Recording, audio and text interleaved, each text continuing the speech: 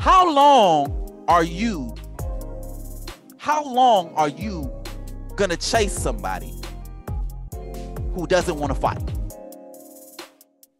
How long are you gonna chase someone who you know does not want to fight? It's my question to the peoples in the highways and the byways, because the fact of the matter is, Errol Spence has made it apparent. He's made it very apparent over the last 3 years that this whole thing has been going on, that for whatever reason, he is not interested in a goddamn Terence Crawford fight. He's just not interested in it. Yeah. Errol has had a history of not being consistent with his demand. So let me ask you a question, right? If I told you that you was gonna make some money, right? I told you I was gonna pay you to do something. All right, you did it. Okay, and then when it was time to pay you, I said, well, nah, I need you to do this. Not even acknowledging what you did. I just said, do that.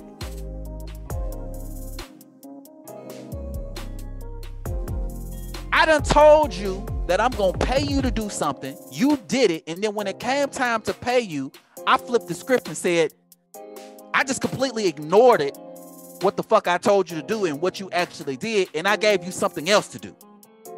And then when you did that, I turned around and gave you something else to do. Not even acknowledging what you did. Would you take me seriously at that particular point in time? Would you believe anything that I had to say at that particular point in time? Let's make the parallel. Errol told Terence to get a belt. Errol said, you get a belt, we can make the fight happen because you're going to have something that I want. You're going to have something that I want, so you get the belt. Bud said, okay, I'm going to get the belt, and then we're going to make the fight happen. Bud said, okay, I'm going to get the belt, and then we're going to make the fight happen. What happened after that? Bud got the belt. And then what happened after that?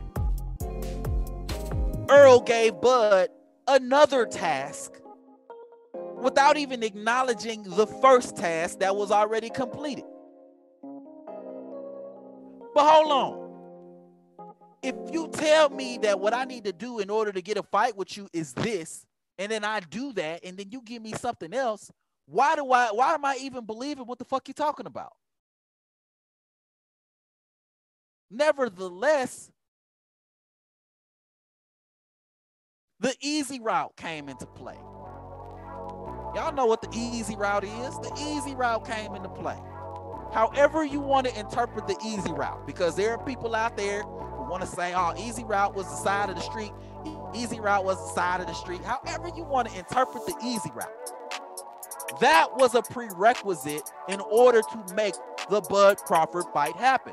Oh, well, why would I fight you when I could take the easy route? So yet another barrier placed in front of the fight.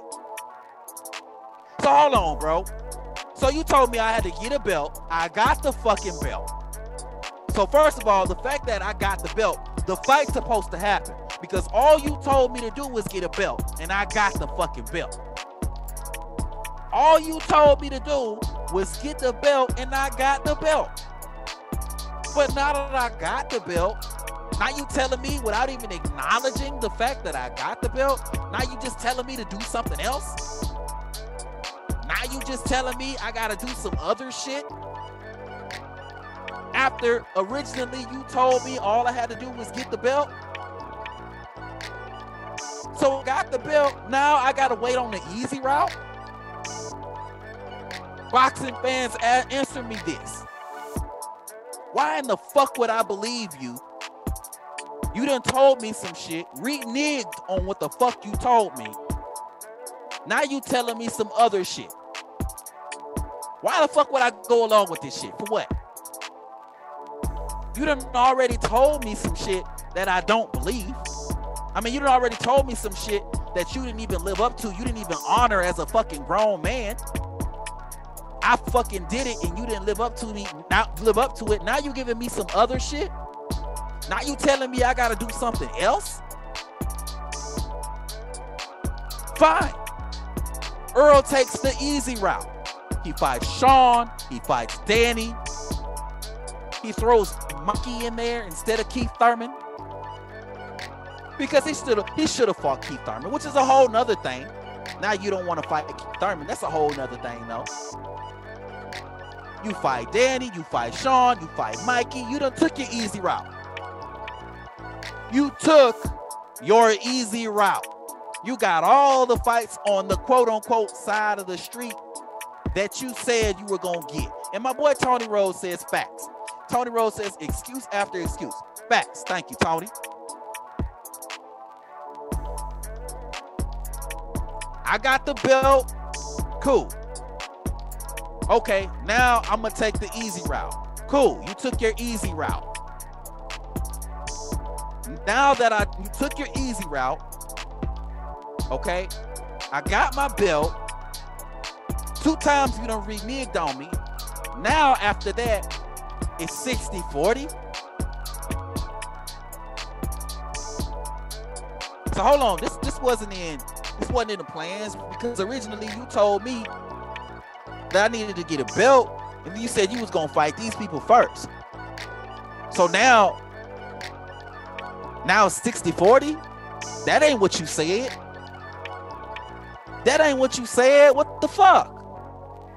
Who in the fuck would believe this nigga? Even at this point. And we're not even done with the bullshit. We're not even finished going down the list of fucking demands that Errol decided he wanted to come up with last fucking minute. Once the new goal was accomplished. The belt was gotten. Okay, got the belt. Okay, you took your easy route. Now it's 60-40.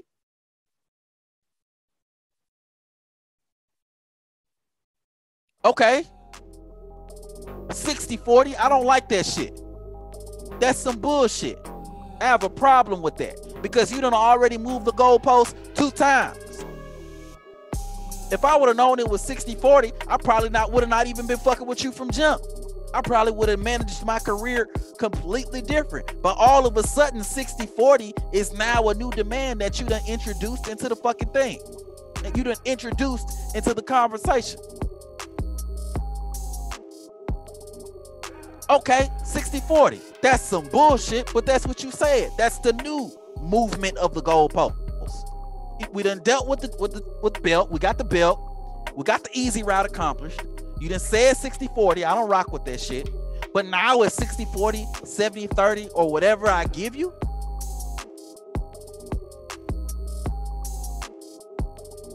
Now it's 60-40, 70-30, or whatever I give you. So yet again, even if I agreed to the 60-40, which I don't fuck with in the first place, even if I agree with the 60-40, you done switched it up on me yet again. Because now, even if I agree to the 60-40, you done said 70-30, you done said 60-40, 70-30, or whatever I give you. And a lot of y'all are gonna say, oh, well, that's a joke, that's a joke. He was joking the whole time. He was joking the whole time. So is Errol serious, or is he? I mean, there's so many things that he could be joking about. How do we know what's serious and how do we know what's joking? Because was he joking about the title? Because we got the title. We got the title. He took the easy route. All things that he said publicly, which you don't make negotiations public, but all things that he said publicly. We got the belt. He took the easy route. He done made the 60-40 demand. Now it's the 60-40, 70-30, or whatever I give him demand. So now we don't know which one. Even if we go with the 60-40, he already got that. He got that base covered. He got the 60-40 covered. Because if you say okay to the 60-40, well, he would have been like, oh, well, I said 60-40, 70-30, or whatever I give him. I said this. You know what I mean? I know I said 60-40, but it could be any one of those. So now we don't know. And then now it's 80-20. He's talking about. And you could say that he's joking all you want to say that he's joking, but at the end of the day, how do we as fans, how do we know what he's joking about versus what he's not joking about? At the end of the day, if we're having a serious conversation and you say I murdered 1,000 people, and then you start talking about some real shit, and then you say I'm gonna jump off a bridge tomorrow, how do I know what's serious and what's not? You done said some real shit, then you done pulled it back, and you done said you killed 1,000 people, then you done pulled it back, and then you say you jumping off a bridge tomorrow. I don't know what's serious and what's not serious. I don't know what's serious and what's not serious at the end of the day. Brings us to where we are now, with all the confusion. Bud Crawford has said, fuck this, I'm over the fight, I'm done with it. I'm done with the fight. You know what I'm saying? He said that he's over the fight, and boxing fans ran down on his head. Well, for the most part, Earl people. Well, all the part Earl people, because anybody who's not an Earl person, they have no problems with what Terence Crawford said. Yes, they're disappointed by the fact that the fight's not going to happen, but they understand the amount of frustration and the amount of things that Terence has had to go through in order to try to make this fucking fight at the end of the day. Now, I'm not saying that he's scared. He might be scared, but I'm not saying that he's scared. But for whatever reason, he's not been interested in fighting Terence Crawford, period. He just hasn't been. You know what I'm saying? So my question to you as boxing fans, how long is the Coyote gonna chase the Roadrunner? How long is Tom gonna chase Jerry? How long should you want to chase somebody who does not want to fight? I don't know how many of y'all people have been in this situation, but have you ever wanted to fight somebody who don't want to fight you? Have you ever wanted to fight somebody who did not want to fight you? After a while, you start to feel like a bully. After a while, you start feeling like you picking on somebody. Like you bullying the weak. Right now, in this situation, Errol Spence is the weak. He's being bullied right now. That's how this situation is playing out in my eyes, and Terence Crawford is over it. I feel like I'm a bully. I feel like I'm wasting my time, and I feel like this shit ain't gonna goddamn happen. So I'm over it. I'm over it. So if with that being said, how can you reasonably say as a boxing fan that Terence Crawford is in the wrong for wanting to walk away from this bullshit? For saying, fuck this, I'm gonna do something else with my career rather than worry about this nigga who clearly don't want to fight. How long? You know what I'm saying? I ain't trying to bully nobody. It's either a motherfucker want to fight or a motherfucker want to fight. If he don't want to fight and I want to fight, I'm the bully now. I'm out. Fuck it.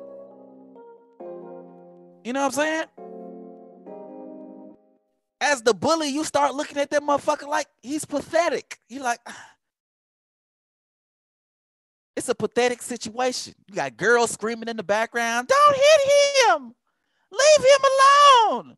That's how I'm looking at this whole goddamn Errol Spence situation. On that note, I'm up out of there. I'm moving on with my career.